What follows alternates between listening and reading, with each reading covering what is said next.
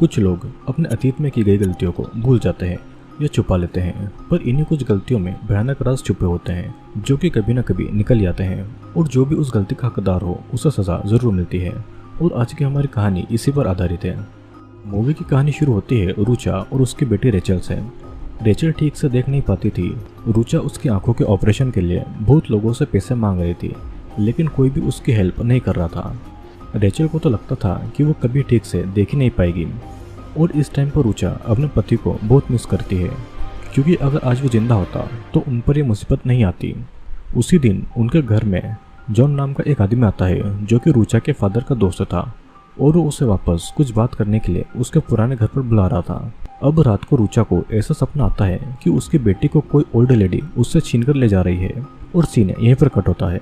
अगले दिन रुचा रेचल के साथ में अपने फादर के घर में रहने जाती है, और रुचा के फादर एक फेमस पेंटर थे और अभी जिंदा भी नहीं थे। उन्होंने अपनी पेंटिंग स्टूडियो में खुद को फांसी लगाकर सुसाइड कर लिया था। फिर एक केयरटेकर डोना रुचा को वेलकम करती है, और रुचा डोना को रेचल का ख्याल रखने को कहती है क्योंकि वो ठीक से नहीं देख पाती थी। जॉन रुचा को उसके पिता की पेंटिंग स्टूडियो में लेकर जाता है, और वहाँ पर 2 खास पेंटिंग्स थी। उन पेंटिंग्स में रुचा को कुछ मूवमेंट महसूस होती है, पर पेंटिंग्स रुचा के फादर ने 20 साल पहले बनाया था। उस पेंटिंग को बेचा भी गया था, लेकिन जिसने भी वो पेंटिंग खरीदी उसने खुद के साथ साथ अपने फैमिली वालों को भी मार दिया था, और वो पेंटिंग्स उनके पास में वापस आ गई। अब फिर से यही पेंटिंग्स कोई खरीदना चाहता था जिसका उनको बहुत अच्छा पैसा मिलेगा। रुचा को भी ये ऑफर पसंद आता है और वो उसको एक्सेप्ट कर लेती है। पेंटिंग्स में कुछ क्रैक्स थे जिसे बेचने से पहले जॉन उनको ठीक करने वाला था, और रुचा पेंटिंग के साथ साथ वो घर भी बेचना चाहती थी। अब हम देखते हैं कि यहाँ पर कोई एक रेड स्कार्फ रेचल को पहना देता है, और वो स्कार्फ देखकर डोना भी शॉक्ड थी। डोना रेचल को समझाकर वो स्कार्फ वापस ले लेती है। रेचल को रूम में कुछ अजीब अजीब आवाज़ें सुनाई देती है, और उसे एक डोर में एक कपड़ा नजर आता है। वो उसके पास जा ही रही थी कि तभी रुचा उसे आवाज़ लगा देती है, और रेचल पीछे मुड़कर देखती है तो उसी टाइम वो कपड़ा भी डोर के अंदर चला जाता है। रात को डोना वह स्कार्फ लेकर जंगल में बने एक घर में जाती है, और वो स्कार्फ बांधकर रिक्वेस्ट करती है कि उसे नुकसान नहीं पहुंचाया जाए। वो घर के विंडो में किसी का हाथ नोटिस करती है, और वो डर के वहाँ से भागी रही थी कि तभी वही स्कार्फ उसके पैरों में अटक जाता है। यहाँ पर अब रात को जब रुचा की आंखें खुलती है तो रेचल उसके पास में नहीं थी। वो उठकर देखने जाती है तो रेचल घर के बाहर जा रही थी, और रुचा भी उसके पीछे जाने लगती है कि तभी रेचल अपने रूम में से ही उसे पुकारती है, और इस बात से तो रुचा भी हैरान थी। तभी बेड के नीचे से किसी का हाथ रेचल को पकड़ लेता है। दरवाज़ा बंद होने ही वाला था, लेकिन रुचा उस दरवाजे को पकड़ लेती है, जिस दौरान उसकी उंगलियां बुरी तरीके से जख्मी हो गई थी। लेकिन ये एक रुचा का बुरा सपना था। सीन कट होता है, और अगली सुबह भी रेचल रुचा के पास में नहीं थी। वो उठकर रेचल को ढूंढने जाती है, और डोना भी उसकी मदद के लिए आती है। रेचल को ढूंढते ढूंढते रुचा स्टूडियो आ जाती है, जहाँ पर कोई अनजान शक्ति उस पर अटैक करती है, और उसे कुछ क्रैक होने की आवाज़ भी सुनाई देती है। तभी कोई रुचा की आंखों को पकड़ लेता है, और रुचा डर के वहाँ से भाग जाती है। अब इस तरफ जंगल में रेचल अकेली घूम रही थी, और उसे एक सांप काटने वाला था कि तभी टिम नाम का एक आदमी उसे आकर बचा लेता है। रुचा भी तब तक वहाँ पर आ गई थी, और रेचल के अनुसार वो एक रेड स्कार्फ वाली लेडी के साथ यहाँ पर आई थी। पर रुचा उसकी बातों पर विश्वास नहीं करती है, और उसे अकेले घूमने को मना करती है। टिम यहाँ पर पेंटिंग को ठीक करने आया था, और स्टूडियो में वो दोनों पेंटिंग्स को ठीक से देखने लगता है। वहीं उसे एक बॉक्स मिलता है जहाँ पर एक लड़की की कुछ फोटोज थी। उसी समय उन पेंटिंग्स में मौजूद लड़की की आंख क्रैक होने लगती है, और टिम वही क्रैक्स रुचा को बुलाकर दिखाता है। पेंटिंग से कुछ हिस्से हटाने पर उनको एक आंख नजर आती है, और टिम के मुताबिक ये डिस्कवरी उनकी पेंटिंग को और ज़्यादा दाम दिला सकती थी। पर रुचा इन सब झमेले में नहीं फंसना चाहती थी। तभी रुचा नोटिस करती है कि जिस तरफ भी वो मूव करती है, पेंटिंग वाली लड़की की आंखें भी उसे फॉलो कर रही थी, और वो ऐसा देखकर डर जाती है, और जल्दी टीम को उन पेंटिंग का काम खत्म करने को कहती है। बाहर आकर रुचा ये देखती है कि रेचल ने उसके बचपन की ड्रेस पहनी है, और ये देखकर रुचा बहुत गुस्सा होती है और उसे अपने रूम में लेकर आती है। फिर रुचा बाथरूम जाती है, जहाँ पर उसे अपने बचपन के कुछ फ्लैशबैक्स नजर आते हैं, जिससे कि वो डर गई थी। और उसी समय रेचल डरकर चिल्लाती है, और बेड के नीचे किसी के होने की बात वो रुचा को बताती है। रुचा को भी बेड के नीचे किसी के पैर नजर आते हैं, और तभी वहाँ की लाइट ब्लास्ट होती है, और अंधेरे में एक घोस्ट लेडी रेचल को पकड़ते हुए रुचा को देखती है।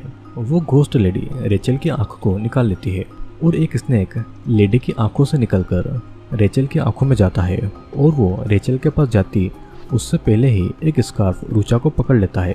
वो किसी तरह खुद को आज़ाद करके रेचल जो कि बेहोश थी उसे लेकर रूम से बाहर आती है और टीम को ये सारी बातें बताती है। टीम उन दोनों को संभालता है और एक ब्रेसलेट रेचल के पैर पर बांध देता है और कहता है कि इससे डेमंस और भूत उससे दूर रहेंगे।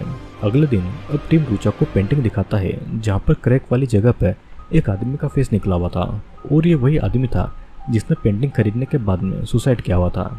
लेकिन रुचा को इन सब बातों से कुछ लेना देना नहीं था, उसे तो बस उस जगह से निकलना था। टीम अपनी कार से उनको इस जगह से बाहर ले जाने लगता है, लेकिन अचानक उनकी कार बंद हो जाती है और तभी एक घोस्ट उनकी कार पर अटैक करके रेचल को अपने साथ में ले जाता है। दोनों जंगल में रेचल को ढूंढने लगते हैं और अब रेचल के ब्रेसलेट की आवाज़ें उनको सुनाई देने लगी थी। तभी एक स्कार्फ रुचा के पैरों को पकड़कर उसे उसी जंगल वाले घर में लेकर आता है और अंदर से उसे रेचल की आवाज़ें भी सुनाई देती है। वहाँ पर उसे एक पेंटिंग भी नजर आती है और उसी समय रेचल की आवाज़ रुचा को जंगल से सुनाई देती है और वो अब उसे ढूंढने के लिए जंगल की तरफ जाती है। वो देखती है कि डोना ने रेचल को पकड़ रखा है और वो रेचल को पहाड़ से धक्का देने वाली है और ये सब डोना उस घोस्ट लेडी के कहने पर कर रही थी, नहीं तो वो घोस्ट लेडी उससे ही नुकसान पहुंचाएगी। तभी टीम वहाँ पर आकर डोना को पहाड़ से धक्का देता है और रेचल को बचा लेता है। मूवी का सीन अब यहीं पर कट होता है और स्टूडियो में वापस जाकर रुचा उस पेंटिंग को डिस्ट्रॉय करना चाहती थी, लेकिन टीम उसे रोक लेता है और रुचा को ऐसा लग रहा था कि इसी पेंटिंग की वजह से सब कुछ हो रहा है। उसी समय वहाँ की लाइट फ्लक्चुएट होने लगी थी और रेचल भी पजेस्ट होकर रुचा पर अटैक कर देती है। रेचल के अंदर का डेमन उससे कहता है कि उसकी ही फैमिली की वजह से आज उसकी हालत है और पूरी पेंटिंग भी क्रैक हो जाती है। रुचा किसी तरह रेचल को मारकर बेहोश कर देती है और फिर टीम और रुचा पेंटिंग को देखते हैं। अब पेंटिंग का असली रूप बाहर आ चुका था और पेंटिंग से वही लड़की घोस्ट बनकर उनको डराने लगती है। तभी वहाँ पर जॉन आता है और रुचा उससे पूछती है कि ये सब क्या हो रहा है और टीम उस पर अटैक कर देता है। सीन यहीं पर कट होता है और कहानी अब फ्लैशबैक में जाती है जहाँ पर रुचा एक बच्ची थी। उसने पेंटिंग वाली लेडी प्रिंक को उसके फादर के साथ में देखा था और प्रिंक रुचा के फादर को बहुत प्यार करती थी और वो रुचा के फादर के कहे अनुसार उनकी पेंटिंग के लिए मॉडलिंग करती थी।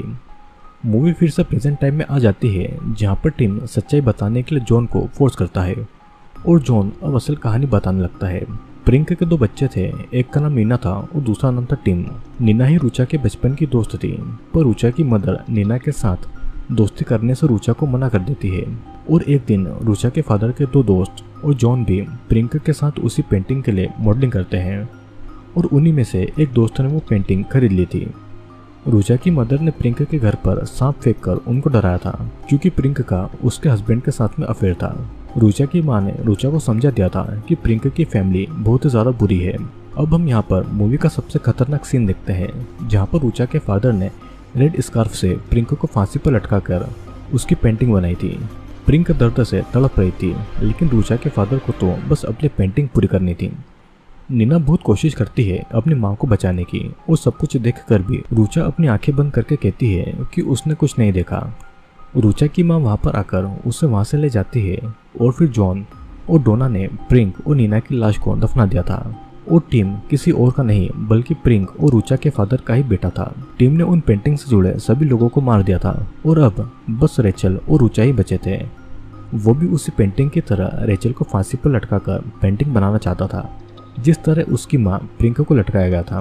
तभी एक बैग से सांप निकलकर टीम को काट लेता है और ये सांप डोना ने ही वहाँ पर रखा हुआ था। किसी तरह रुचा खुद को आज़ाद करती है और एक चाकू से टीम पर अटैक करती है और उसकी आंख में केमिकल डाल देती है और एक शराब की बोतल उसके सर में दे फोड़ती है। अब उसी जगह पर आग लगती है और पेंटिंग के साथ साथ टिम भी वहीं पर जलकर मारा जाता है। मूवी के एंड में हम देखते हैं कि पेंटिंग की आंखें अभी भी मूव कर रही है और रेचल को लेकर रुचा वहां से चली जाती है और ये मूवी यहीं पर एंड होती है। दोस्तों, रुचा के फादर ने एक पेंटिंग के चलते प्रिंक की जान ली थी और उनको मौत से लटकते हुए किसी की पेंटिंग बनानी थी। रुचा ने सब कुछ देखकर भी अनदेखा कर दिया था और इसीलिए प्रिंक के श्राप के कारण रुचा की बेटी रेचल कुछ भी ठीक से नहीं देख पाती थी। जिस तरह एक मामूली पेंटिंग के लिए रुचा की फैमिली ने टिम की फैमिली को बर्बाद कर दिया था।